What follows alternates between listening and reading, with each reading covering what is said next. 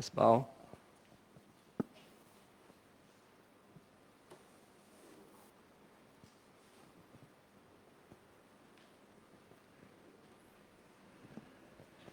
Okay, good evening. This is part one of a two-part talk concerning being undaunted in the event of aging, illness, death.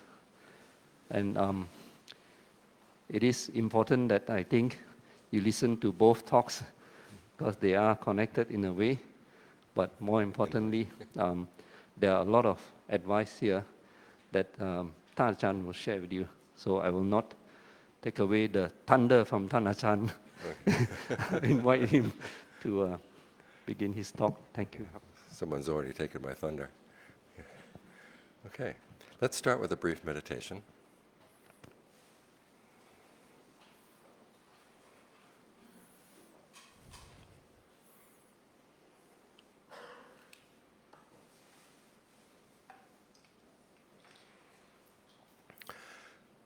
Close your eyes.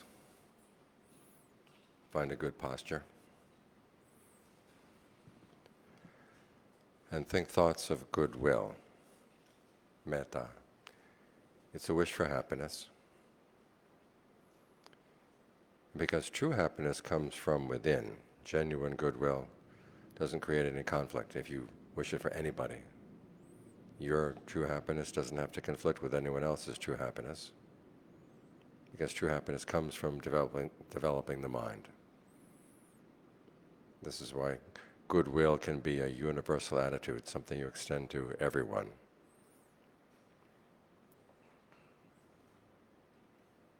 And you stop to think for a while, what does it mean to be happy? How does happiness happen? It comes from your actions.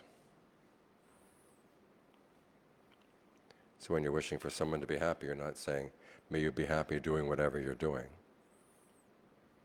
If people are acting in an unskillful way, your hope is that they will see the error of their ways and start behaving in a skillful way so that they can create the causes for true happiness within. And this is a thought you can have for anyone without any sense of hypocrisy. So no conflict, no hypocrisy. Start with thoughts of goodwill for yourself. Tell yourself, may I be truly happy.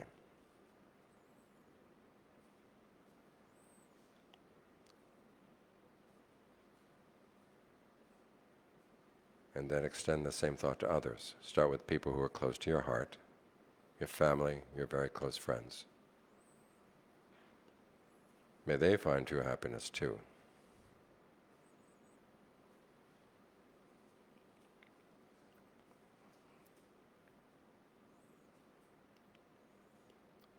And then spread that thought out in ever-widening circles, the people you know well and like.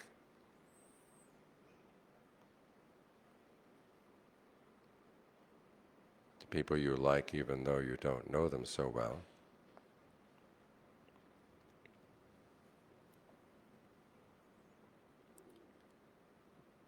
To people you're more neutral about.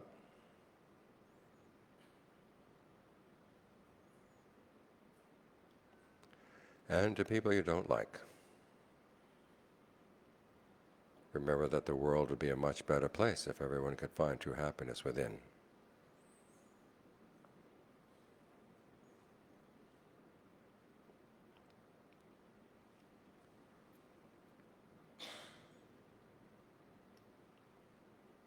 Spread thoughts of goodwill to people you don't even know.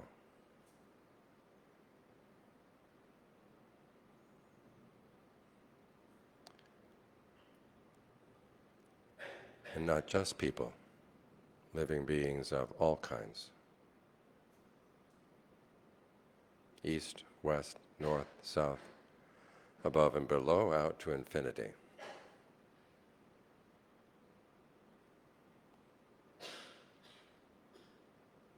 May we all find true happiness in our hearts.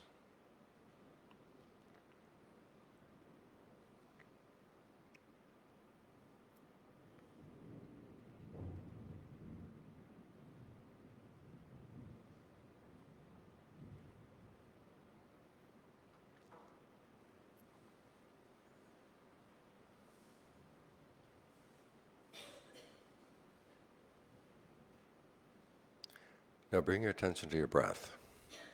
Take a couple of good long, deep in and out breaths. And notice where you feel the breathing process in the body.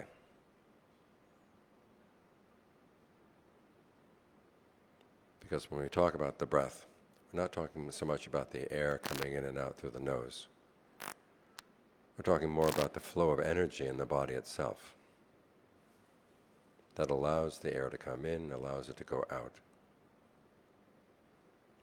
And you might feel that in any part of the body, but try to notice where it's clearest. Focus your attention there.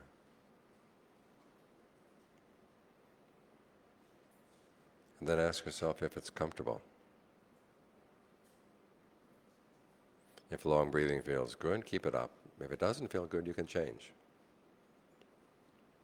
Try shorter breathing, more shallow, or in short, out long, in long, out short.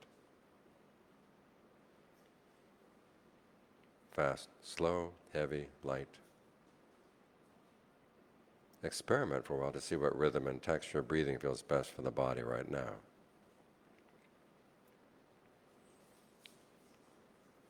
If you're feeling tired, breathe in a way that's more energizing.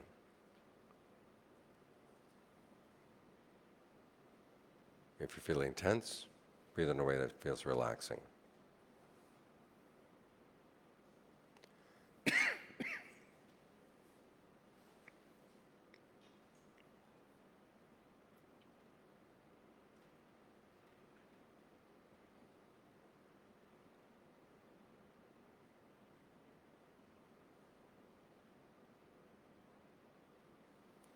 If your thoughts wander away from the breath, just drop them. You'll find yourself right back at the breath.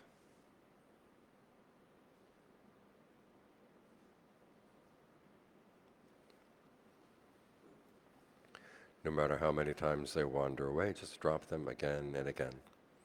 Come back to the breath. Each time you come back to the breath, reward yourself with a breath that feels especially gratifying.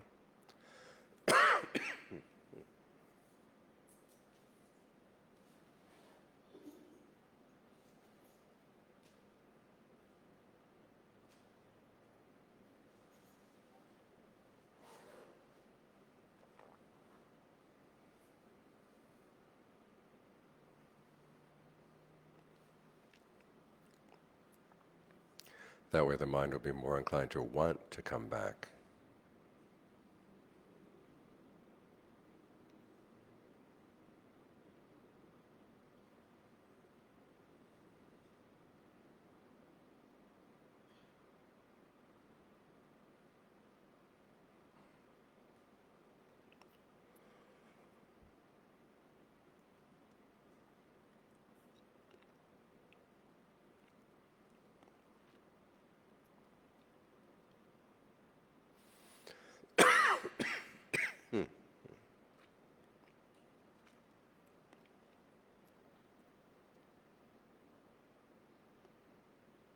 Now, as the breath gets comfortable, there is a tendency to focus on the comfort instead of the breath, in which case you begin to lose the foundation for your concentration. So the next step is to be aware of the whole body as you breathe in, the whole body as you breathe out. And a good way to build up to that whole body awareness is first to go through the body section by section. So start down around the navel, around the abdomen, and watch that part of the body for a while as you breathe in, breathe out, to see what rhythm of breathing feels good there. If you feel any tension or tightness in that part of the body, allow it to relax, so that no new tension builds up as you breathe in, and you don't hold on to any tension as you breathe out.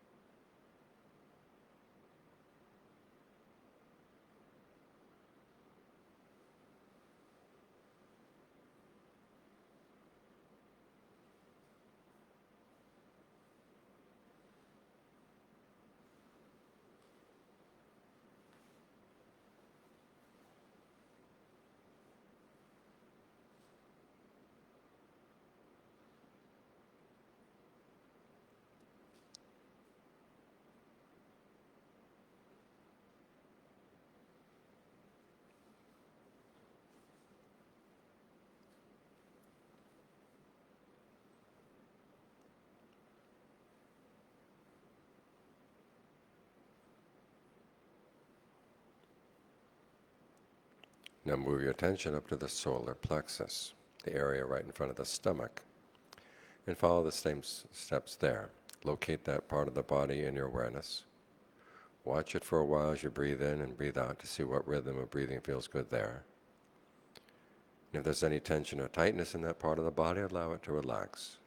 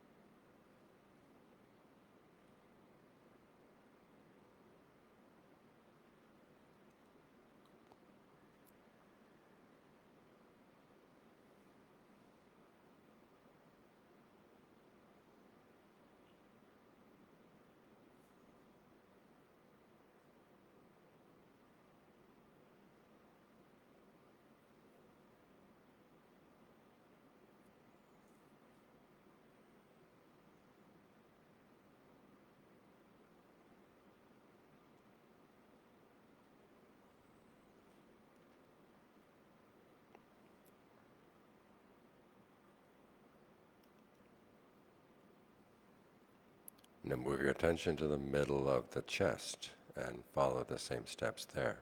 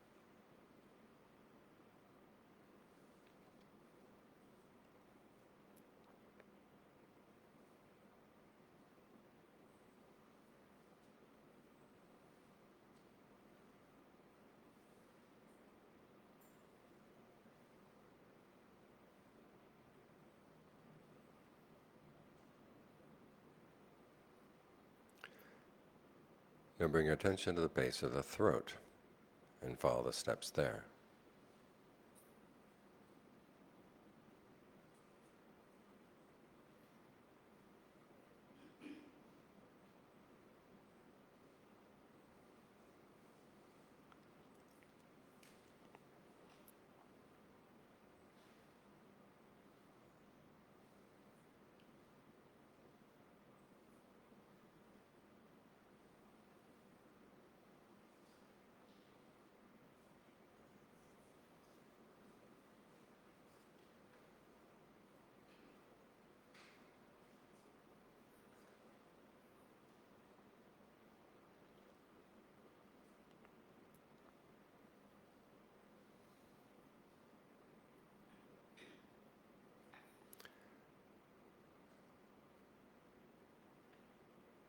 And bring your attention to the middle of the head.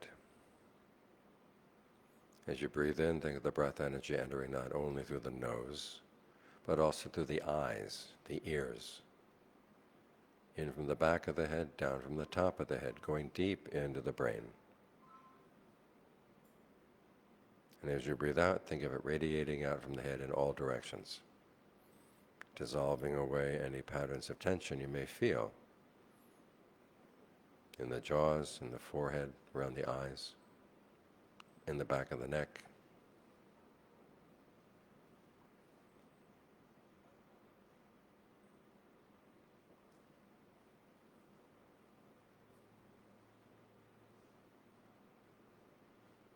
Letting the breath flow smoothly.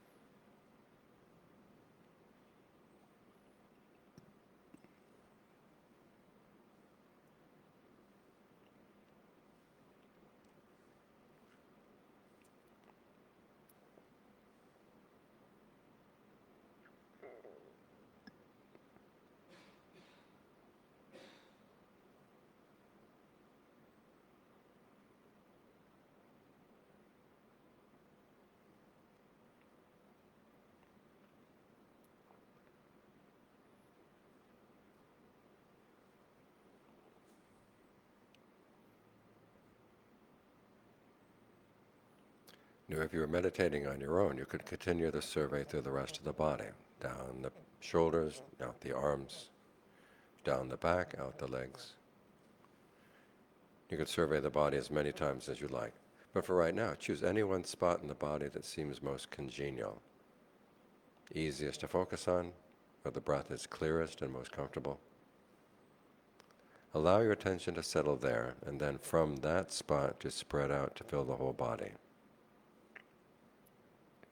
So you're aware of the whole body breathing in, the whole body breathing out.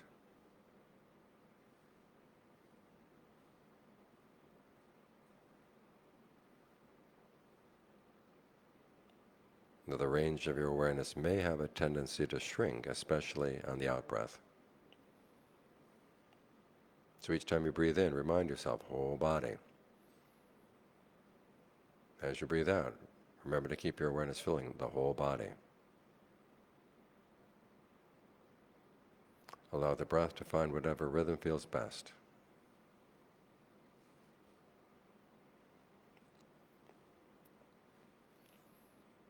Your duty is to try to maintain this sense of centered but broad awareness.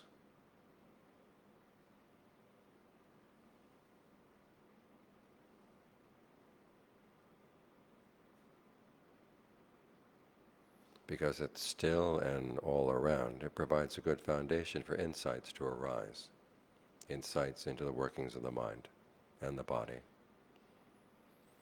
But for the time being, don't worry about the insights. Just make sure this foundation is strong.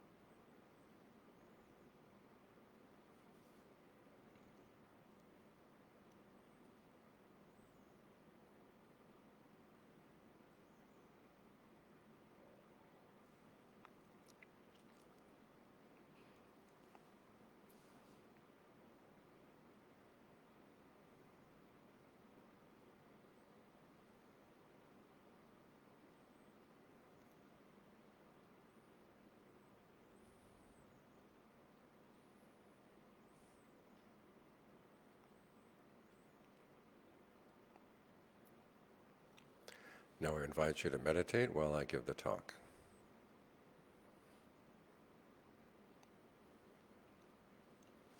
We hear so often that meditation is about being in the present moment. Sometimes we're even told that the whole path is to be in the present moment for the sake of learning to stay in the present moment. Sometimes the present moment becomes the goal. So it's interesting to look at how the Buddha talks about the present moment. And we find that he very rarely talks about being in the present moment. But when he does, it's not simply to be there, it's because there's work to be done there.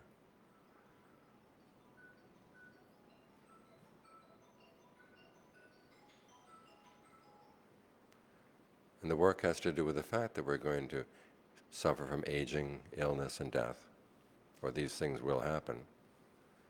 But if we learn how to train the mind, we don't have to suffer from them. And we focus on the present moment because that's where the mind is trained. And the work we have to do in training the mind is related to the insights the Buddha gained on the night of his awakening. The first watch of the night, he realized that he had been reborn many, many, many times. And going from one birth to the next, it wasn't staying in the same level, and it wasn't a constant progression ever upward. It would go up and down, up and down, up and down. So the question was, why did it go up and down? In the second watch of the night, he saw that this was happening not only to him, but also to all beings. all over the cosmos. But seeing the larger picture also enabled him to see the pattern behind it. It was caused by their actions. When people acted in skillful ways based on skillful intentions, working with right view, they would tend to go up. If they acted on unskillful intentions based on wrong view, they would tend to go down.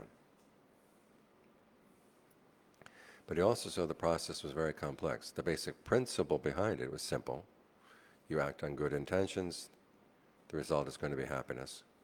You act on unskillful intentions, the result is going to be pain, suffering.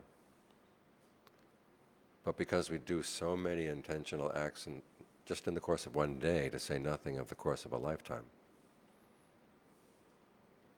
there's a complexity in how the principle works out.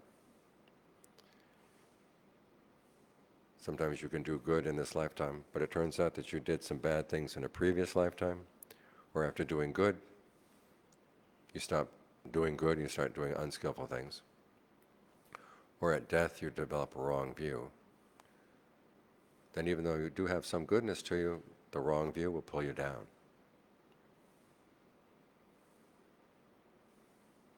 Conversely, you may do something really bad in this lifetime, but you've done good things in a previous lifetime, or you've seen the error of your ways and you abandon that unskillful behavior later, or you develop a right view at death. That will pull you up. The good and bad things you've done will give their results, but if you have counteracting tendencies like this, the results will be delayed. This lesson taught the Buddha several things. One is the power of your decisions in the present moment, like that moment of death. It's not necessarily determined by what you've done before. You have, and this principle extends to all our actions in the present moment. Sometimes we think when we hear about the principle of karma that whatever you experience right now is the result of your past actions. There's nothing much you can do about it. But that, the Buddha said, is an extreme wrong view. What you do right now is a combination of things coming in from the past, also the actions you do in the present moment. As I was saying the other night, it's like being a good cook or a bad cook. You can have really good ingredients in the refrigerator, really good ingredients on your counter. But if you're a bad cook, you can make horrible food out of it. Conversely, if you have bad ingredients, but if you're a really clever cook, you can take something bad and make some good food out of it. So in the same way, what you have coming in from the past is like the raw material from which you shape the present moment. But if you learn proper skills in how to shape the present moment, then you can experience even bad karma coming in from the past, but you don't have to suffer from it. We have this ability to choose our actions in the present moment. We have some freedom of choice in the present moment. This is why a path to the end of suffering is possible.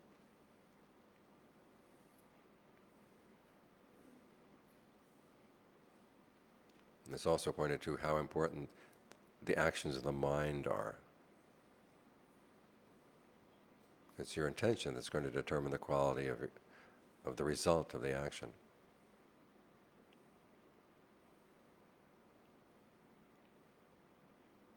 Sometimes we're told that the Buddha picked up his teachings on karma and rebirth from the culture around him.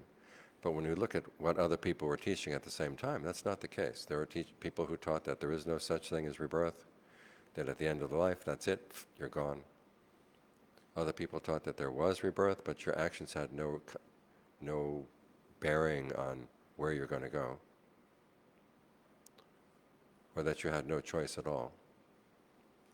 So when we think about how the Buddha taught karma and rebirth, we realize he's giving us a lot of power and a lot of freedom. We have the freedom to choose in the present moment, that we can, if we see that our actions in the past have been bad, we can change our ways. And that change in our ways will have a definite good impact on our present moment and on the future. So there's power that comes with this teaching. There's also, however, the possibility that you could be doing good and then suddenly change your mind back in the bad direction. Which means that you have to be heedful. You can't just coast on the fact that you've done a lot of good in the past and hope that that will take care of everything. You have to be very careful every moment that you make a choice. But you'll be confident that the effort you put into making the right choices is well spent, and that really can make a difference.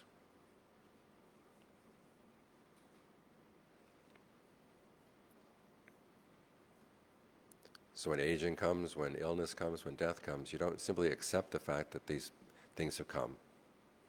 You realize that you can make a difference in how you respond to them, how you shape your experience around them.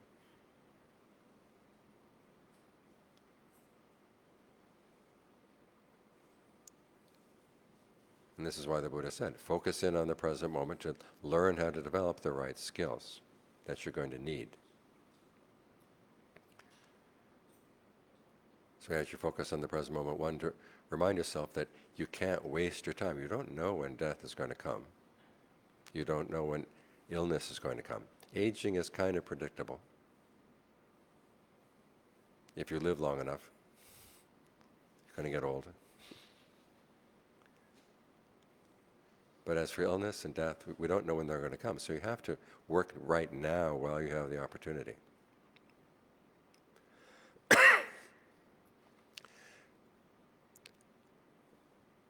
So that's one thing the Buddha has you keep in mind.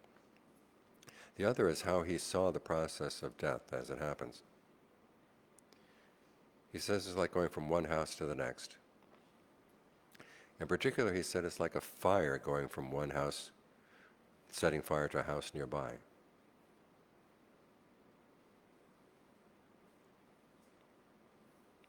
The fire is what you cling to. And in those days they believed that fire, in order to burn, had to cling to something. So it clings to the wind. In this case, he says the wind is like craving. Where your cravings are going to take you. May sound good. You get to go where you want to go. Except that there are times when other cravings come in that you didn't expect. And you know how unpredictable craving can be. It can be totally out of your control.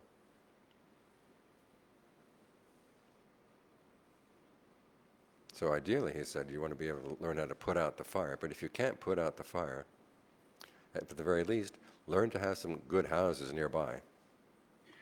And learn how to direct the wind so it can go to a good place. And these are things that you can do. Even when aging, illness, and death come, you don't have to be overcome by them. If you develop strength of mind, you can make a difference. This is why this series of talks is called Undaunted. You don't want to be daunted by the fact that you're getting old, that you're getting sick, that you're dying. There's still good things you can do that really can make a difference. And it's worth the effort that goes into learning what those good things are and putting out the effort to actually develop them in your mind.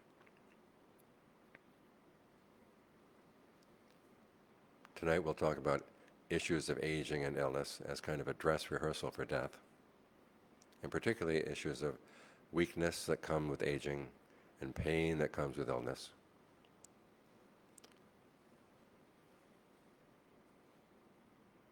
And at the same time, we'll also talk about how you can live your life in such a way that you are preparing a good house nearby. And then tomorrow night we'll talk more directly about death, what happens at death, and how you can get some control over that wind. So either you can learn how to put out the fire, or if you can't do that, you can direct the fire in a direction where you really do want to go. So, aging. The big problem in aging, actually there are several problems. One of the big problems, of course, is that you don't look as good as you did before. You know you're getting old when people say, hey, you haven't changed.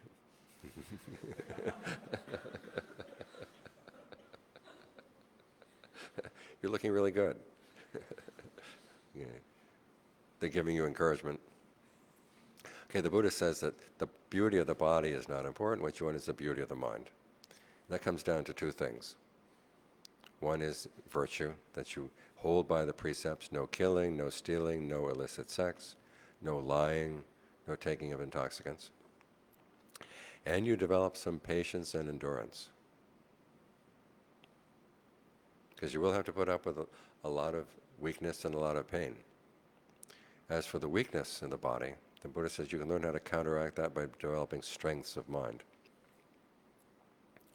And it's interesting that when the Buddha talks about the qualities of mind that you need to develop in order to guarantee a good chance of a good rebirth,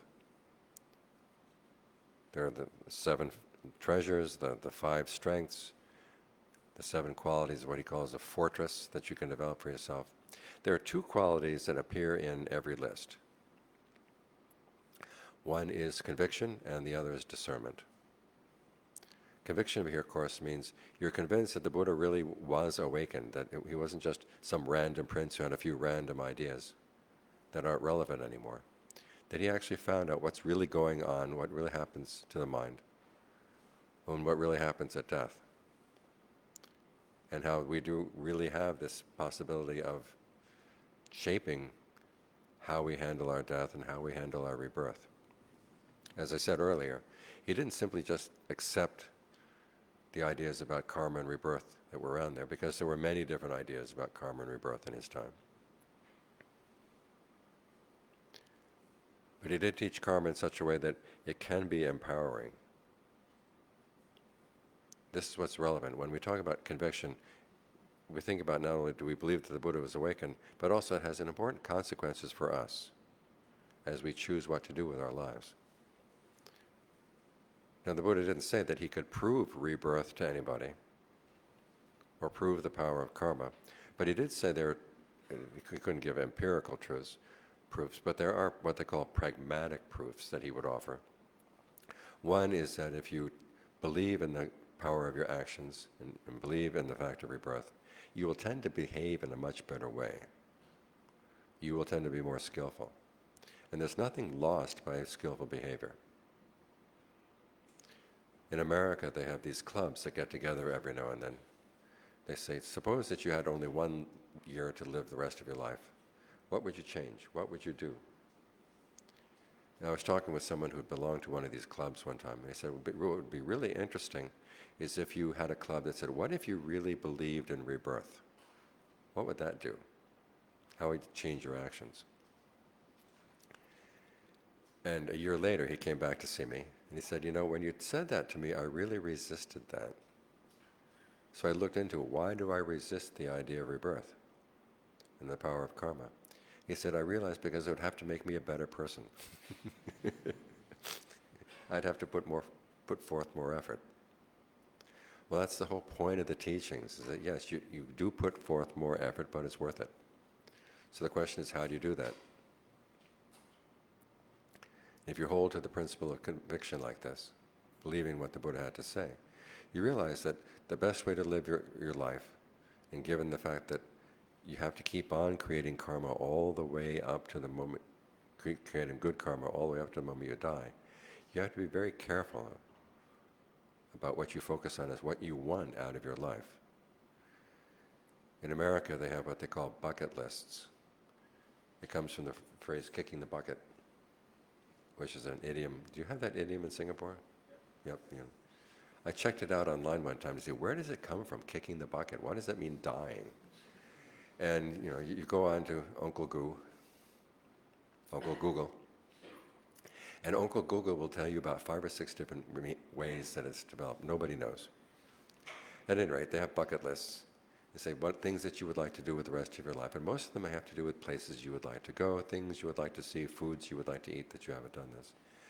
The Buddha has a very different idea of a good bucket list. His good bucket list is learn how to be virtuous, learn how to be generous, learn how to develop your discernment. Those are things that you should aim at doing as you finish your life, because those are the things that will create a good house for your fire to go if you have to go to one. There was a story from the time of when Ajaan Mahaprabhu was alive. Back in the 1970s, there was a woman who was dying of cancer. And she wanted to come to his monastery for a couple months to meditate, to get herself ready for her death. And Ajaan Mahabua told her that, okay, I can look after the state of your mind, but I can't look after the state of your body. You will have to bring along either a nurse or a doctor to look after you. And so she asked her friends, and she had an old friend who, in her 80s who had been a doctor, retired. And so the old woman volunteered to go along with her. So the two women went to Ajaan Mahabua's monastery. They stayed there for a total of 3 months. He gave them a Dharma talk for almost every night. And fortunately, they recorded the talks. So it gives 90 recordings, basically. And then they went back to Bangkok. The woman who had cancer died after 6 months. And the 80-year-old doctor suddenly found herself with a pile of 90 cassette tapes. That was back in the days of cassette tapes. And she came up with the idea that she wanted to transcribe the tapes. Now, she was old, her eyesight was failing, she was getting weak. And so she talked about this to Ajaan Mahabua. He said, give it a try. And the phrase he used, I really like, is to see how much goodness you can squeeze out of your body before you have to throw it away. If you take home any message from tonight's talk, make that be the message. See how much goodness you can squeeze out of your body before you can throw it away. And so she managed to do it. She transcribed all 90 talks. They printed them in 2 big volumes. Each volume was this thick. Some of the talks I translated in the books straight from the heart. And he was the talks mainly deal with how you deal with pain, how you deal with approaching illness and death, approaching death. So that should be your bucket list. What kind of goodness do you want to develop out of your life? The Buddha basically talks about virtue, generosity, and goodwill. Generosity, of course, means not only giving material things, but also giving of your time, giving of your patience, giving your knowledge, giving your forgiveness. All of these things can be done. Even when you're poor, you can still learn how to give forgiveness. Although this seems to be the hardest one of all.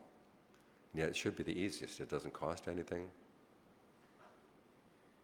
You could sit here and just give forgiveness to everybody in the world right now. And you have to ask yourself, if you have trouble forgiving somebody of their past ills, what's the problem? Now, forgiving here doesn't mean that you have to go loving the person or continuing to be around the person. You may decide that, okay, this is the person I don't want to have anything to do with anymore, but I'm not going to try to get any revenge. I'm not going to get after them. Because that's what forgiveness means in the Buddhist context. Is that I'm not going to try to even the score or to get back at the other person. When the Buddha talks about generosity, it's not only what you give, but also your motivation for giving it. If you give things with the idea, okay, I will get this back in a future lifetime, that's an okay motivation. It's not the highest, though. There's more merit that comes from giving simply because you feel it's a good thing to give, or because you feel that my mind becomes serene, I feel good just giving, without having to think about the consequences further down the line. As for what you give, the Buddha said, it's really up to you.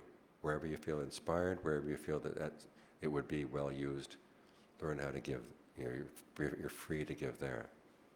There was a king one time who came to ask the Buddha, where should a gift be given? And he had had experience with the Brahmins and the Jains. The Brahmins said, give to the Brahmins. The Jains said, give to the Jains. So this king expected the Buddha said, well, give to the Buddhists. That's not what he said. He said, give where you feel inspired. Because the act of giving is an act of freedom. Probably your first experience of freedom of choice as a child was when you gave something not because you had to give it, but because you wanted to give it. It's good to stop and think back. And what was the first time you gave something to somebody, not because you had to, it wasn't their birthday, it wasn't a holiday, or it wasn't Chinese New Year's. In America, we'd say it wasn't Christmas. But you gave it because you wanted to. Think about that, and think about the good feeling that you had with that, because that kind of good feeling is what the Buddha wants you to focus on. So think in ways in which you can be generous. Generosity is also one of the aspects of the Buddhist path where you can use your imagination most freely. Give whatever you want to whoever you want. What would you like to give to whom? What would that person really benefit from? This becomes a good exercise in goodwill, basically. When you think about what would make that person happy, put some extra effort into it. That extra effort increases the value of the generosity. So that's one of the ways in which you build a good house. The second way, of course, is by being virtuous. This means following the precepts. And sometimes you hear people say, well, you learn discernment in the precepts as to when to follow them and when not to follow them. That's not discernment, that's just ordinary everyday behavior. Real discernment comes when you say, okay, I'm going to stick with the precepts no matter what. But then you run up against difficulties. One of the most difficult things, of course, is you have some information that somebody else wants. And you know that if you give that information to them, they will probably misuse it, use it in a hurtful way. So the question is, how can you not give that information, but at the same time not lie? Because of all the precepts, the Buddha said, the most important precept is the one against lying. You want to make it a vow to yourself that no, whatever I say, I'm going to say the truth. Though it may not be the whole truth, you don't have to give all the details. Someone asks you, how are you? They don't want to hear the entire medical record, right? You say, basically okay. I'm breathing. Okay. But the important thing is how you maintain your initial intention to stick with the precepts, even in difficult situations. And then finally, of course, there's goodwill. As I said earlier, goodwill is a wish for happiness. And it's basically a wish that all beings would behave in a skillful way, because that's how they're going to be happy. Now, there are going to be a lot of beings who are not going to behave in a skillful way, which is why goodwill has to be paired with equanimity. But you start with the goodwill. You see, if this person may have been horrible in the past, may have done all kinds of horrible things to me, my family, my friends, or people that I feel sorry for. But if this person can have a change of heart, I'm willing to be happy for that person. We think of the story of Angulimala. You may have known him. He was the criminal who had killed all those many, many people. And then the Buddha taught him, basically subdued his pride. And he had a change of heart. So he decided to stop killing everybody and became a monk. And actually he became an arahant. Now there were a lot of people who were not happy, because here he was literally getting away with murder, because he was not being punished. And they would throw things at him when he was on his alms round. Now that's the problem. They may have felt justified in throwing things at him, but he was now an arahant. You don't throw things at an arahant. It's not good karma. So you have to learn how to figure, okay, this person may have been horrible in the past, but if this person has a change of heart, I want to be happy for that person. Put yourself in that person's place. If you have been behaving in a bad way, but then you change your ways, wouldn't you want other people to be happy for you? So think about this as you develop your goodwill. So these are some of the ways in which you prepare a good house. In case your fire leaves this house and goes someplace else, you haven't been able to put the fire out. At least you have the opportunity to know that there will be good houses to go to. Now that thought that your actions will now make a difference will help give you strength, even when physical strength begins to fade. Because as your physical strength begins to fade, sometimes you find it harder to focus in your meditation, but at least you can always develop thoughts of goodwill. That's something that anybody can do at any time. And especially when you're sick, it's one of the things that will pull you out of your sickness. Because when sickness comes, when illness comes, one of the first thoughts is, why me? I saw a cartoon one time in which it was a hospital full of people, and everyone was, why me, why me, why me, why me, why me? And you begin to realize, okay, it's everybody. It's just, why me now? Now that's a different question. But why is it happening to me now? Well, there's karma. But you can also realize, when you start to think about it, okay, everybody is subject to these things. And that thought can help take the burden off of you, so you're not feeling so that you are the one who's being singled out for any special punishment. This is something that hits everybody all the time. The same when someone in your family has died, okay? This has hit everybody at some time or another. So when you're falling ill, it's good to spend every day. The Buddha himself would do this when he was wounded by a rock that Devadatta threw down from the mountain. A sliver, pierced through his foot, and it was very painful. And the Buddha was taunted by Mara. So, what are you, just lying around moping? And the Buddha says, I'm not moping, I'm spreading goodwill to everybody. So that's the first thing you have to think of when you're falling ill. Falling ill is, okay, goodwill for everyone. And then the second thing, of course, you have to think about is how you're going to deal with the pain that comes with that illness. Now, I talked about this a little bit the other night, but I'd like to repeat some of the teachings because they really are an important skill and an important lesson in how you can see that, okay, there may be the karma coming in, that the body is creating pain, but my mind does not have to suffer from this. And you realize the suffering from the mind does not automatically come with the pain in the body. It's something that you're adding on top. Now, if you look in the Buddha's analysis of what happens in dependent co-arising, the different processes that give rise to suffering, the factors that lie close to feeling are things like how you pay attention, what your intentions are, how you talk to yourself around the pain, and what your perceptions of the pain are. So the most skillful intention around the pain is not necessarily to make it go away, although you can find there are techniques that will actually sometimes make the pain go away. But you say, I don't want it to invade my mind and remain in my mind. That's what you're aiming for. And that should be your underlying intention as you deal with the pain. Ajaan Geoff, my teacher, tells a story one time. He was suffering from a long series of migraines. And he tried Chinese medicine, Thai medicine, Western medicine, nothing worked. And then the headaches were very continuous. And it got so bad that he had to have somebody staying with him in his room in case he woke up in the middle of the night to help him do what could be done to help alleviate the pain. Well, one night he woke up in the middle of the night, and all the monks who were there who were supposed to be looking after him were all asleep. And so his first thought was, well, who's looking after whom here? And he said, well, as long as I'm awake, I might as well sit and meditate. And then he realized he had been trying to make the pain go away. And that's not what the Buddha teaches in the Four Noble Truths, that you want to comprehend the pain. That means understanding it such a way that it doesn't invade the mind and remain. And so he focused on comprehending the pain, and he was able to gain some very important insights as a result. This is an important thing to think about, because many of the Kruba Ajahns in Thailand will say that many of the important insights they got in their meditation came when they were sick, as they had to deal with the pain.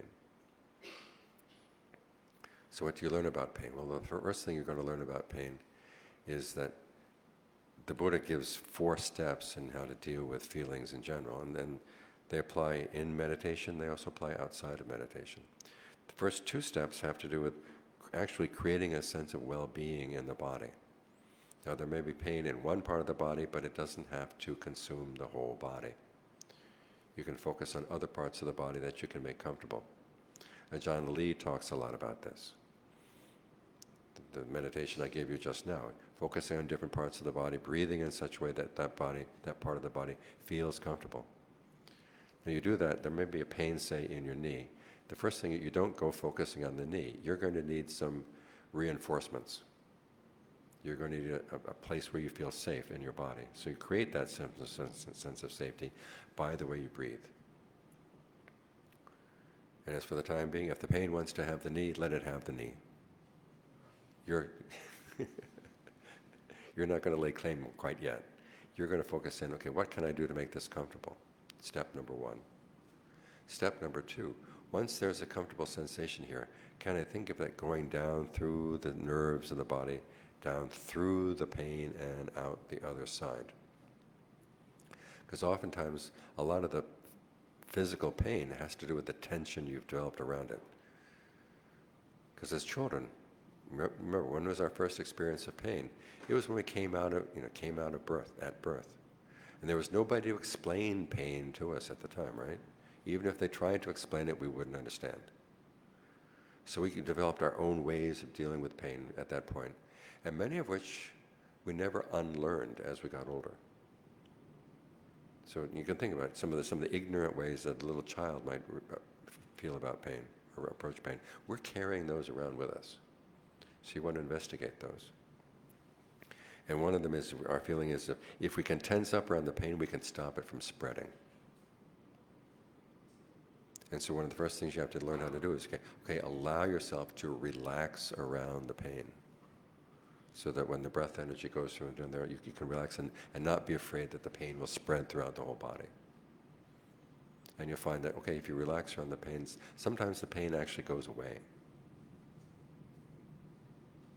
Other times it doesn't go away, but at least you have developed what you realize now is a more proactive attitude toward the pain. You're not trying to run away from it. You're not trying to prevent it. You can be more proactive in going into it. And this is where the next two steps come in. What the Buddha calls being sensitive to what he calls mental fabrication, and then learning to calm mental fabrication. Mental fabrication is basically are your feelings and your perceptions. Perceptions here are the images that you have in mind, the labels that you place on things. So first you want to get sensitive. Well, what are the perceptions I have around this pain? And one of the best ways to see what those perceptions are to challenge them. Because again, many of them are subconscious. So we have to ask questions. What is my attitude toward the pain? Now one of your attitudes may be, well, now that the pain is in my knee, the pain and the knee are the same thing. My knee is pained, okay, or my knee is in pain. And you say, well, wait a minute, the knee is what? Earth, water, wind, fire, the four elements. Pain is something else. It's not the same thing. Can you see it as being something different? And if you can see it as something separate, okay, you can be in your knee, and the pain can be, it's almost a feeling like the pain is hovering around, but you haven't glued it onto the knee. You've learned how to unglue it. Other ways of ungluing it are to ask yourself, where is the sharpest point of the pain right now? And if you look at it, you begin to realize it moves. You focus right here, it's gone there. Okay, focus there, it's gone here. Chase it around. And sometimes it'll seem like it'll separate out. So you have awareness, the body, and the pain as three separate things. This will be an important insight. It means you can be with your body, you can be with your awareness. The pain can be there, but you're not laying claim to it. This is an important thing. And you actually see it as something separate. Other questions that can get the same result would be, is the pain a solid block? Does the pain have an intention? You can think of a child. When a pain comes into the body, the child may feel, okay, this pain is actually out to get me. And we carry that around. You have to realize, okay, the pain has no intention at all. It's just there. It doesn't even know that it's there. It has no intention at all. So why am I thinking of it as having an evil intention toward me? Or if it seems to be a solid block, can I begin to see it as being separate moments of pain?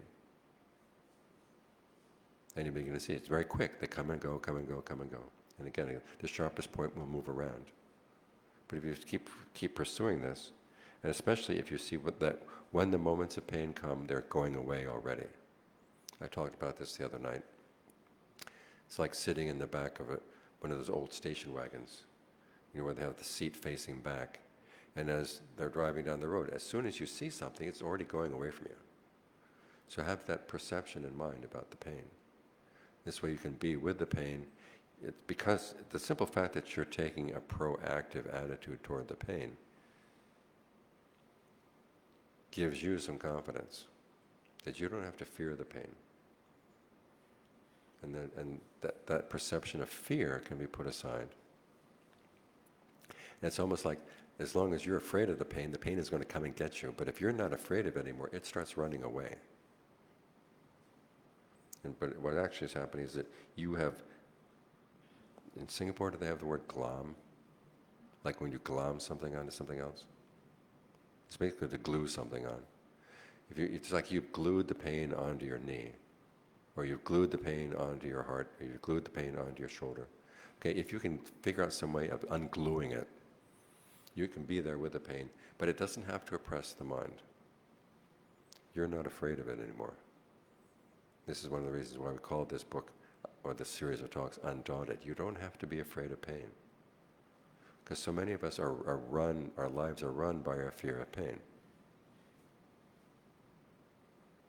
There are good things that we could do, but we're afraid of the pain. There are times when we can be more courageous, but we're afraid of the pain.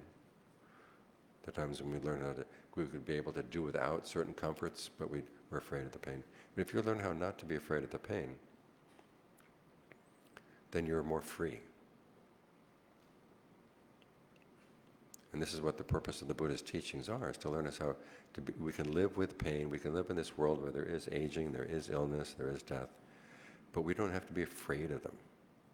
We can face them with more courage, with more confidence, because the Buddha is teaching us skills in how to deal with these things so we don't have to suffer from them. He's also saying that no matter how old you are, no matter how sick you are, no matter how close you are to death, every moment that you devote to this, developing these skills, is well spent. Because some people, they believe that life ends at death, so why bother? Just shoot me full of painkiller and I'll be okay.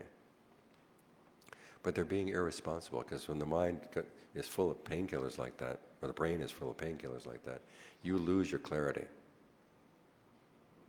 And when you've lost your clarity, you don't know what kind of choices you're going to make. That's at the moment that death comes. But if you're able to be with the pain and not suffer from it, that means, okay, you need less painkiller, and then you're a lot clearer, and you can begin to make decisions that are more and more wise. Years back, I was flying on a plane from Bangkok back to Los Angeles, and the child sitting in the row in front of me had all the Ice Age pictures. Do you know those movies that they had back, 10, 15, 20 years ago? And so I got to see all the Ice Age pictures. But there was one incident that I thought was a really good Dharma lesson. The characters are floating around in a fog bank at night, and they're lost. And all of a sudden they start seeing these sort of lighted areas, so they row over to the lighted areas. And there are these mermaids and mermen. They're really good looking. And the characters are just kind of goggle-eyed. And as you look at the mermaids and mermen, you begin to realize, though, there's a little bit of burst of static every now and then. And as you look deeper into the static, you see fangs. So when the moment comes when you're dying and you start seeing possibilities where you could go, you want to have all of your mindfulness with you. Otherwise, you go for the mermaids, you go for the mermen, and then you get chewed up by the fangs. Because just because something is good looking, it looks like a good possibility, doesn't mean that it's going to be that way. So you want to have as much mindfulness as you can. Ajaan Geoff had a student, an old woman who started meditating when she was in her 70s. And she started meditating because she had a lot of illnesses. And she learned how to sit with pain, and the fact that pain didn't really much mean anything to her. Finally, some of his other students who were working for a hospital, they took her to the hospital, and the doctors did some exploratory surgery, and they discovered that she had a really bad case of cancer of the liver. And it was too far gone to treat. And so they sort her back up, and they said, well, we can give you a painkiller. And she said, I don't want any. And she said, I'll just be there and learn how to deal with the pain. And they would come in every morning, and she would give them a Dharma talk, up until the day she died. So it is possible to learn how to be with pain and yet not suffer from it. And this is one of the most important skills you can learn as you're beginning to face aging, as you're beginning to face illness, as you're beginning to face death. Aging and illness, as I said, are kind of dress rehearsals for death.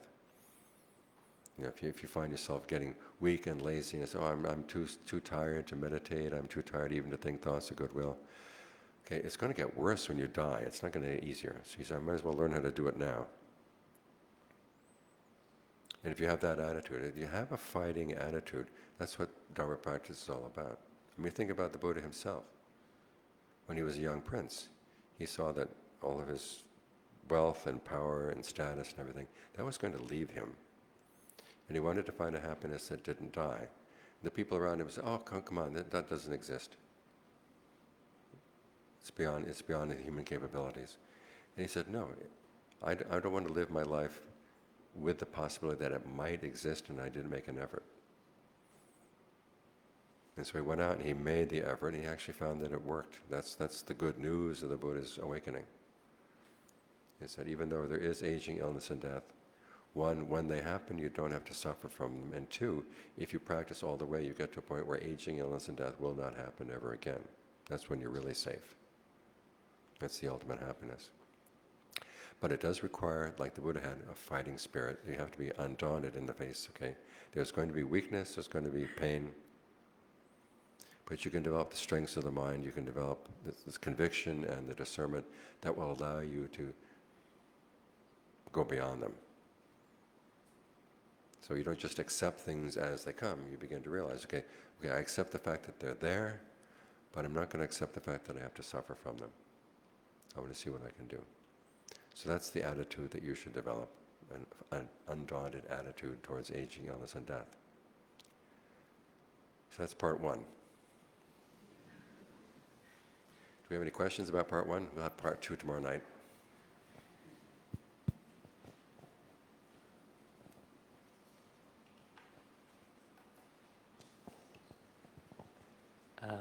Thank you for sharing. I have one question. Hi. Okay. So my question is that does it work the same with mental pain? Because typically when it comes to like physical pain, it comes also with the mental pain. And do all the advice or sharings that you gave applicable when it comes to dealing with mental pain? Yeah, well, the basic principle in dealing with both kinds of pain is you want to be able to separate yourself out from them. Now, for mental pain, the sense of separation is going to be different. And here's where it's useful to have the image that your mind is like a committee, that there are many members in the committee and inside your mind. And when there's mental pain, okay, one member is in pain, but it doesn't have to be the whole mind. You're going to ask yourself, okay, there are parts of my mind that can step back from that mental pain and see it from a different perspective.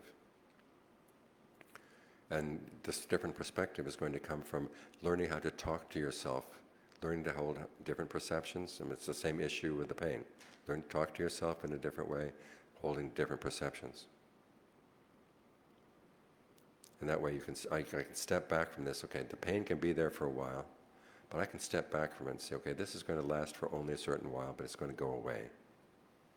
And it's going to say, but. You say, okay, no, you can counter all of its arguments.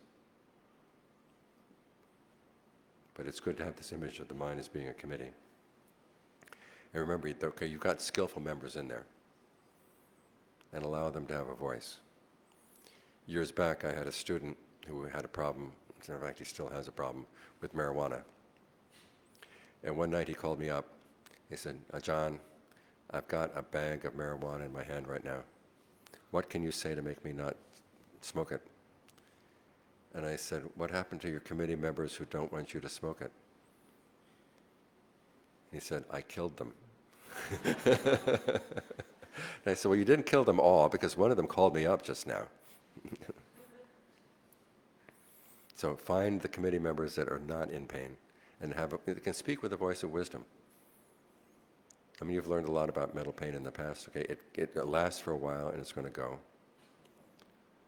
And sometimes after it's gone away, you begin to realize that was really stupid to begin with. Why did I allow myself to fall for that? Okay, try to bring that voice of reason back into operation. Thank you.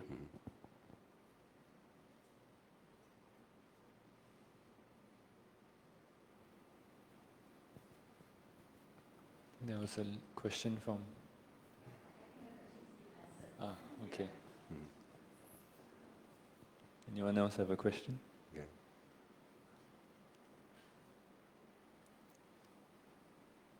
You're letting me off easy tonight. Hi, John. To add to that question just then, sometimes that committee member can be really loud and overwhelming. Like my experience with illness, it challenges all of your identifications with yourself, and that can be super overwhelming. And there's no semblance of like mindfulness or equanimity. So Okay, this is where it's good to, I mean, nowadays we have YouTube with Dharma talks. Just listen to somebody, and that voice will say, that Ajaan, he doesn't know. I've suffered like he's never suffered. Everybody's suffered. There is a certain pride that goes with our defilements. Like, I'm suffering like nobody has ever suffered ever. So you have to say, that's stupid. That's not true. So, number one. Okay. And then secondly, just because they're loud doesn't mean you have to believe them. Thirdly, remind yourself, okay, aging, illness, and death come to human beings. I'm a human being. No matter how strong I've trained myself to be, no matter how, how well I take care of my body, these things, it's still going to happen. And so you have to remind yourself, okay, I've got to take my pride down a little bit. And there's a chant we have. This is aging. I'm subject to aging, subject to illness, subject to death. I haven't gone beyond these things. The Thai translation of that passage is, aging is normal, illness is normal, death is normal. There's nothing out of the ordinary of this. So if your self-image doesn't allow you to get sick or doesn't allow you to suffer, okay, you say something is wrong with my self-image.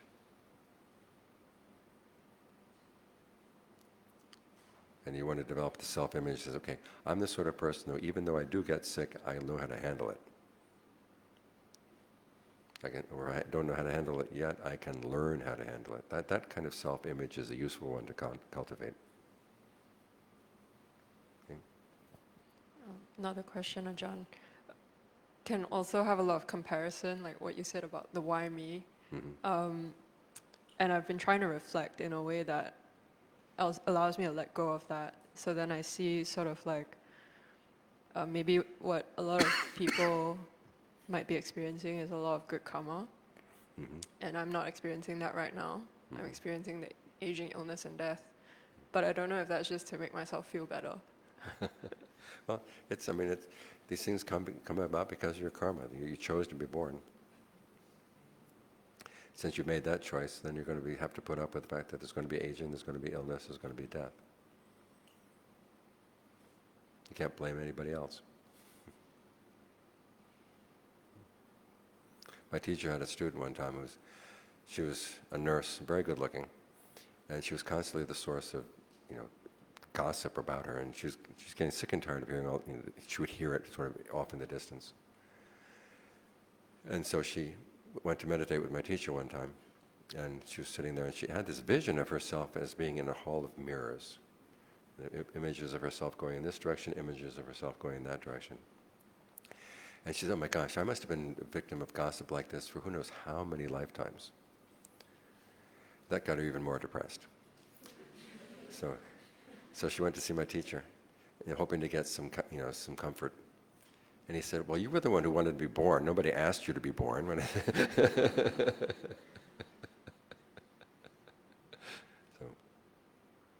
So sometimes you have to give yourself a good splash of cold water. Thank you, Ajaan. Evening, Ajaan. Understood from your talk just now that you've alluded at the possibility of having a committee member observing. And I noticed that there's always this part of the mind that is always observing. And when one was sick, in sleeping state, sometimes this observer wakes up in the middle of a dream, during the process of dreaming, and you're aware that you're dreaming. And you can see the processes of the dream, and can see the motivations behind the dream, the fabrications in the dream. And in the previous talk, you said, turn every opportunity into a opportunity, a chance of practice. So when that arises during a dream, being aware of dreaming, seeing the connections of those, and you can even stop or change the dream. And you can also stop all the fabrications. So at that point, how can one continue the training of the committee member? Okay, you can do two things. One is, basically say, I can stop this right now. I don't have to be involved in this. And what I usually find, though, is when I've learned how to stop the dream, I wake up. Some people, though, will continue asleep. It's okay, I just want to watch to see what will be the next thing that will spark another dream. What will be the seed of that? Because dreams are a primary example of what the Buddha would call becoming. And he says, it's your craving for becoming that creates suffering. We'll talk about this more tomorrow night. But becoming is basically taking on an identity in a world of experience. So you start with a desire, there's something you want, or something that grabs your attention, and then there's the you there's the world in which that thing exists, and then there's the you who could go into that world and play a role in trying to get that. All of that together is becoming. Now what you want to see, okay, what is the seed of that?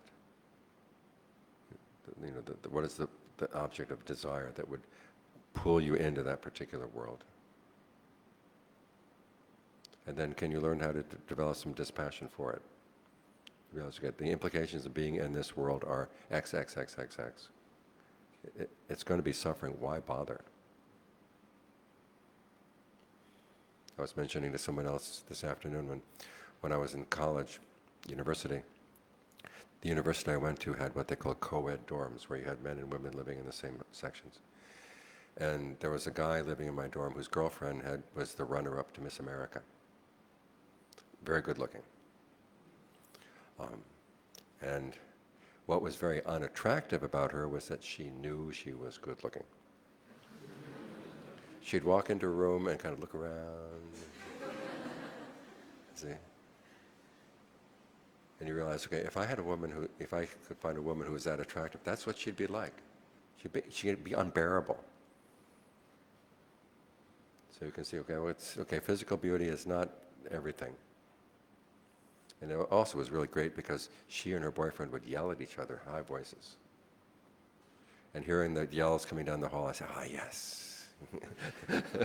One more good reason not to fall for her. So when you can see the drawbacks of the things that would pull you in, again, and then you begin to see, okay, this process happens not only while I'm dreaming, it happens as I go through the day all the time. And you begin to understand, this is the process that leads to rebirth, this is the process that leads to more suffering. So see if you can get that insight. Yeah. Sometimes when you see that there is no point in creating all these fabrications, and you just drop it and there was only just light left. And at that point, what can one do? Then at that point you say, can I simply stay with this state of just aware, aware, aware? Because that's one of the other problems of the mind, is it's, okay, I can be aware for a while, but it gets boring, let's find something else. There's a passage in the canon where the universe has been destroyed.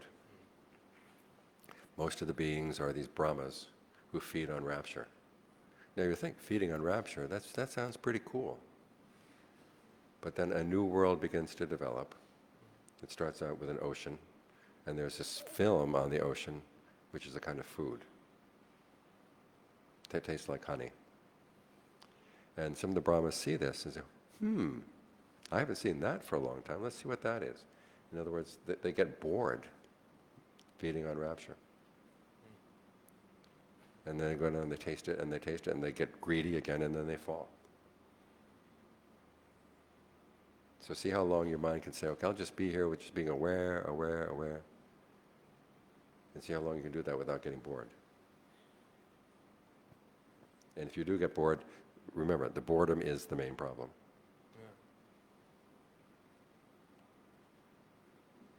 You have to investigate that. So there's plenty to do. Speaking of the sutra, are there much sutras in the Buddha's canon that talks about practicing during a dream? No. Thank you.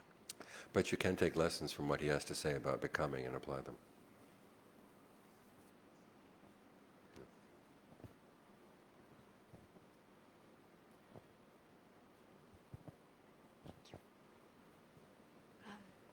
Thank you, Ajaan, for your talk and for coming to Singapore. I have a question which, so because I work in a hospital and I always see a lot of patients, I mean, of course, with all sorts of medical conditions. And I think one of it which I find the most scary is when they are confused, when the elderly patients are confused or delirious because they have dementia. And so when I see them in that state, I get scared because I also think that maybe one day I'll be like that. So even if I practice mindfulness now, if I lose my own rationality or alertness, maybe I may not be able to know how to handle my own sickness and pain. So that's one thing when I see them. But sometimes sometimes I will think that, it's just my job to like take care of the patients. So sometimes I will become indifferent to their suffering. So I'm would just like to ask for your advice how I can contemplate when I see other people suffering in a way that it doesn't affect me negatively, but at the same time I have compassion for them. Yeah, Okay, the thank you. compassion would be is there something I can do that would help bring this person a little bit more to his or her senses? I mean, my father had dementia the last 2 years of his life. And I found that there were certain songs that he liked and other things like that. So you might ask the family of the patient, okay, what kind of music did this person like? Can you provide a tape for that? And then there will be cases where you realize I cannot help this person. And that's when you say, okay, if I think thoughts of compassion without any equanimity, this is going to make me suffer. So you have to realize, okay, this is this person's karma and it's beyond me. And that's one of the things that, being a nurse, it hurts. You'd like to be able to treat everybody, right? But there are going to be some limitations. So just accept that fact as part of the human life. Then the other question you're asking, of course, though, is what about me? What if if I'm delirious? And this is another area where practicing a lot of goodwill ahead of time is going to be good. Because many times they found that people who are in dementia, they may lose their reasoning faculty, but they tend to maintain their sort of emotive tone. And if they were kindly people, they tend to be kindly demented people. So lots of goodwill all the time. Thank you, Ajahn.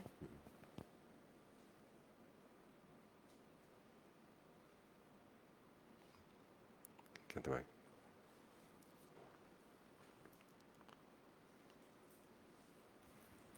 Thank you, Ajahn. My question is, since aging and death is inevitable, what is the Buddhist definition of the good life then? I mean, it's a question that a lot of great philosophers will ask, but... Okay, the good life is when you find what is deathless. I mean, that's what the whole point of the Buddhist teaching is this. Is not only do you learn how to be with aging, illness, and death and not suffer, but you can actually find that there is a dimension that's accessible to the mind where there is no aging, there is no illness, there is no death. And a life devoted to finding that and gaining freedom that way, that's the good life. Because this is one of the reasons why we bow down to the Buddha is that he points out that, okay, it is possible. One of the things that bothers me about so much of the way modern Dharma is taught is that, well, you just learn how to accept things as they are, and don't place your expectations too high, and you'll be okay. And that's depression.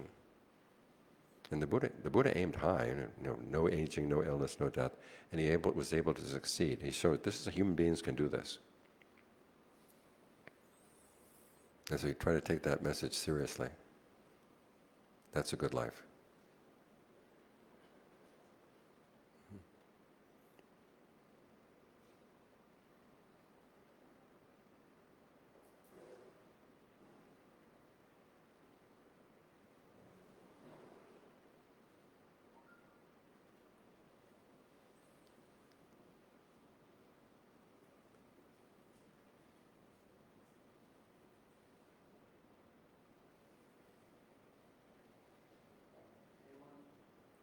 Anyone else with further questions on aging, illness? These aren't problems?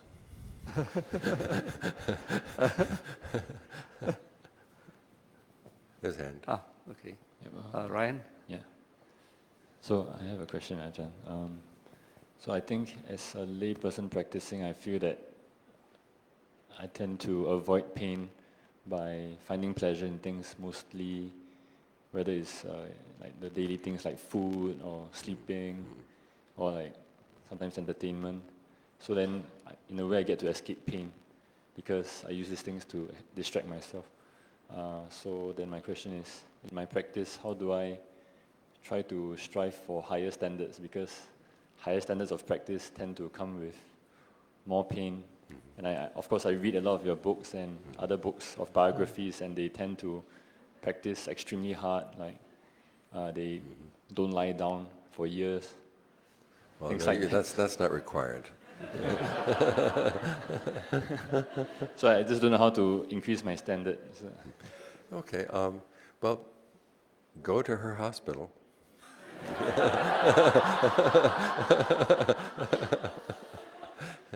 And see the people in dementia and say, do I want to be like that when I get... Because, I mean, some dementia is avoidable. Some dementia, though, happens because people look forward at the end of their life, they don't see anything to look forward to. They look back in their lives, there are things that they did in the past that they feel bad about. So they can't go forward, they can't go back, and so they just say, let's just check out. Yeah. But it's miserable. I mean, there comes a point, death, when it comes, is not going to say, okay, you can go and escape me by finding food and entertainment. There's no escaping it. So you really got to think in ways that give rise to more heedfulness, realizing that these are skills I've got to master. And as I said at the very beginning, when the Buddha talks about the importance of the present moment, it's not just being okay in the present moment. It's realizing there's work that has to be done. I have this opportunity right now to do it. I don't know how much longer I'm going to have this opportunity. But I do have right now, this breath coming in, this breath going out.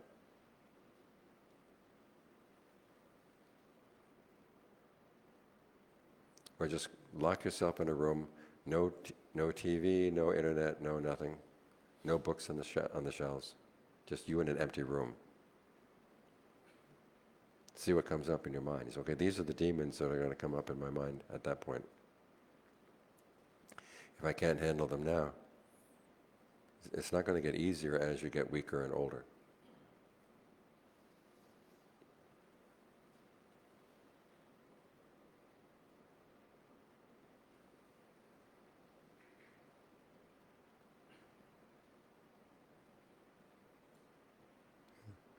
Way in the back. Ryan, behind you.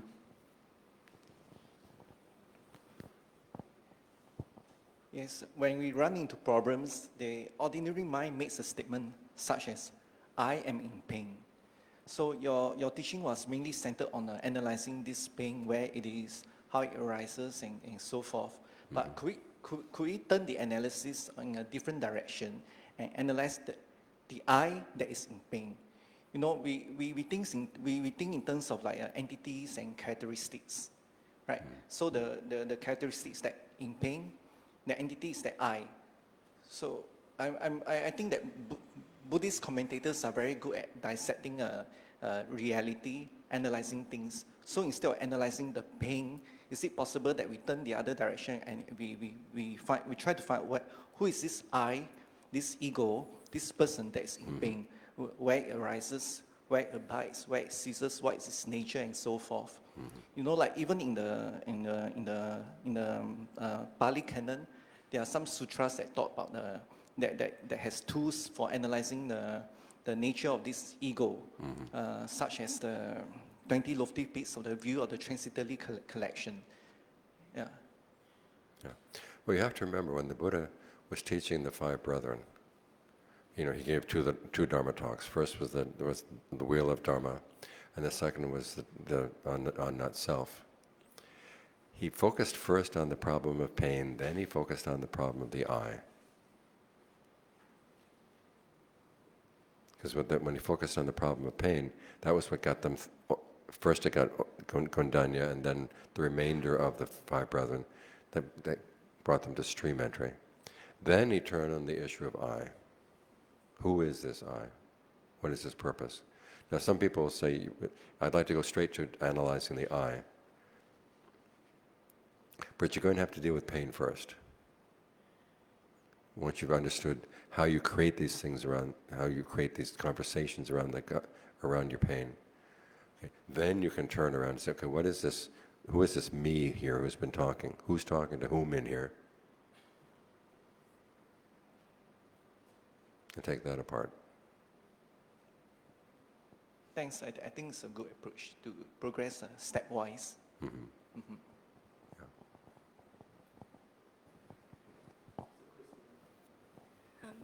Yeah, Ajahn, thank you very much for your teaching.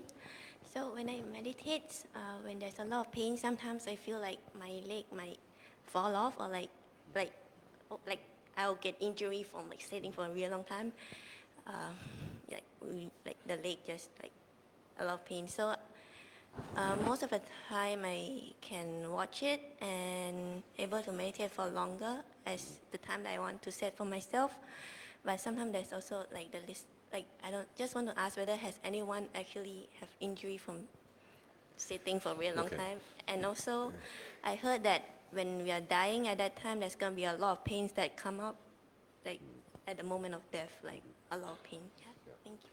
Okay, I don't know anyone who sat and meditated until their legs fell off. Thank you. I mean, there are cases where people who have, knee injuries and they push themselves too hard. You have to watch out for that. Yeah. But aside from that, if you found, okay, I sit there and there is this intense pain, but when I get up, I can walk around after a while and I'm okay. The next time it comes, you say, okay, last time around, I lied to myself that this was going to happen. I couldn't be able to. So this time I want to learn how to sit with it. But sitting with it, don't just endure it. You have to analyze, okay, what are my perceptions around the pain? This voice inside me that's talking about the pain, why do I have to listen to it? Because you'll see, oftentimes, sometimes it's the perception that maintains the pain. And if you can drop the perception, the pain goes away. So take this not as an opportunity just to endure the pain, but as an opportunity to understand how the mind relates to the pain in a way that creates more suffering.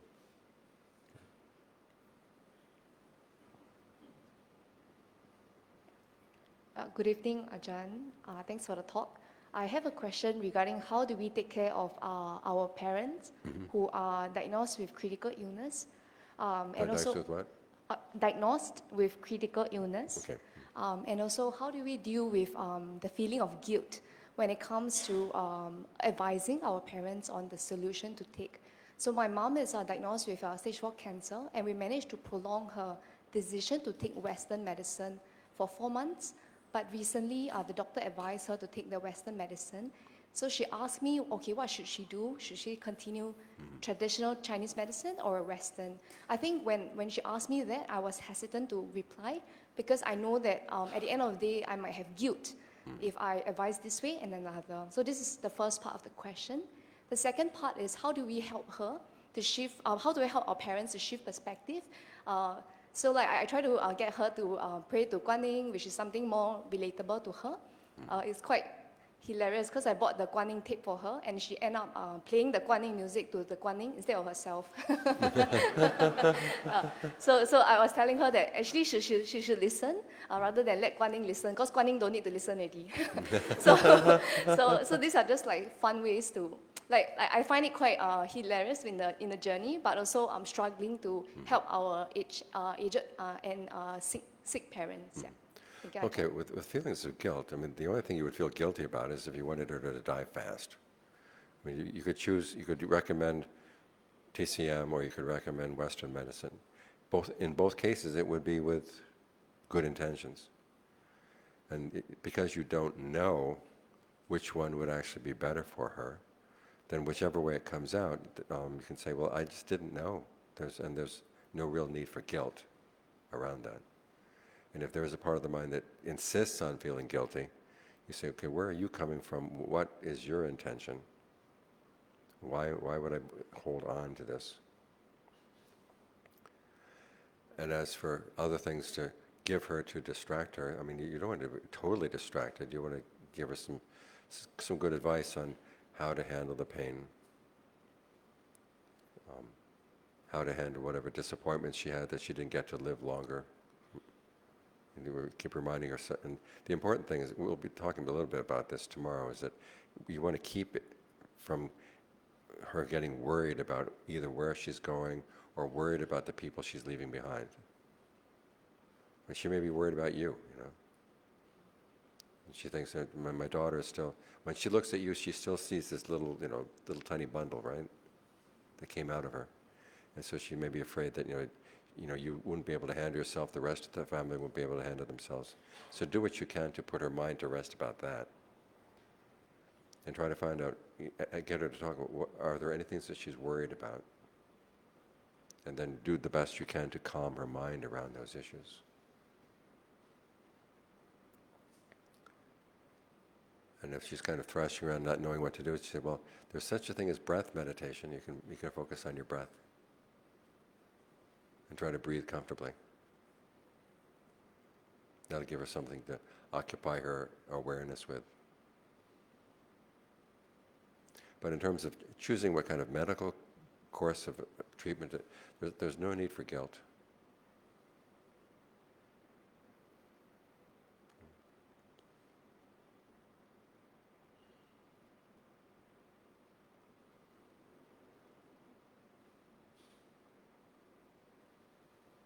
Is everybody satisfied? Question in the back.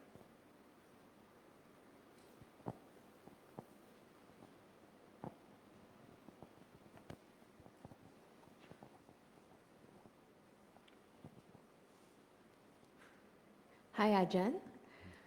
I would like to know, for the three perceptions, anicca, dukkha, and anatta, what are skillful ways to use them, and what are unskillful ways to use them? Thank you. Okay, well, the unskillful ways are really easy to talk about. I knew one Ajaan in Thailand who was riding somebody's car, in somebody's truck, and the truck was really, really dirty. And the Ajaan just couldn't help commenting, why do you never clean your truck? And the driver said, Anicca, Ajaan.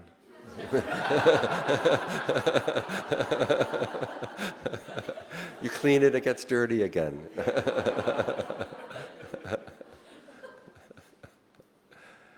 And unskillful anatta is, okay, who did this? There's nobody here is responsible. So the skillful use is, you're going to be learning to let go in stages. So the first thing you want to let go of is unskillful thoughts, unskillful habits. You use the three perceptions to focus on what unskillful behavior you have, or the unskillful things that you're attached to, so that you can learn how to let go. But there will be certain things that you're going to be doing as part of the practice. You want to hold on to your precepts, you want to hold on to your concentration, you want to hold on to your insights. So you don't let those go yet. Those are not, you don't apply those three perceptions there. Another, I mean, so there's some serious wrong applications of anatta. In the time of the Buddha, there was this one monk who was hearing the Buddha talking about how the five aggregates are not self. And his first thought was, gee, if there's no self, then who's going to be responsible for the action? Who's going to be harmed by the action? It basically comes down to the idea there's nobody there, so it doesn't matter what you do. That's a very unskillful use of anatta. The skillful use would be is, I've been identifying with this thing and it's causing harm. Why do I identify with it? What gets accomplished? So you let go. You let go of the path only when it's totally done its work. Ajaan Geoff gives a good example. He says, you're coming back from the market, you've got a banana in your hand. Someone comes up and asks you, why are you carrying the banana? And you say, I'm carrying it because I'm going to eat it. And then they ask you, are you going to eat the peel? No. Then why are you carrying the peel?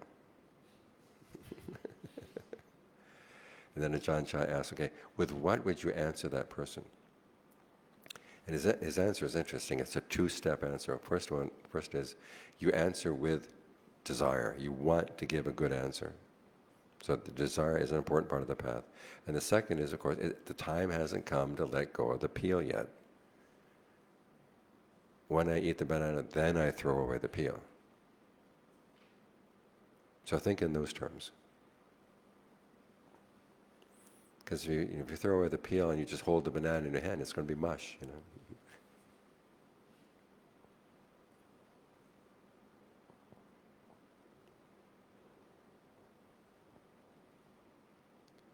Okay, well, thank you for your attention. Wait a minute, before you start it, one more.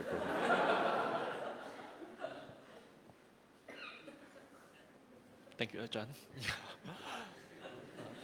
Yeah, so the question is, may I know if, sorry, can you all hear me? Okay. Yeah, question is, may I know if there's like a lot of pain at the point of death? Some people experience a lot of pain, some people seem to go painlessly.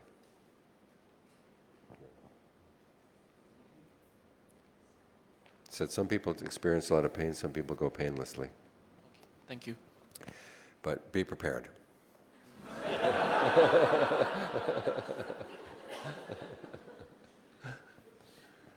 Okay, now you can sadhu as much as you want. Sadhu, sadhu, sadhu. Okay, be well. Now, if anyone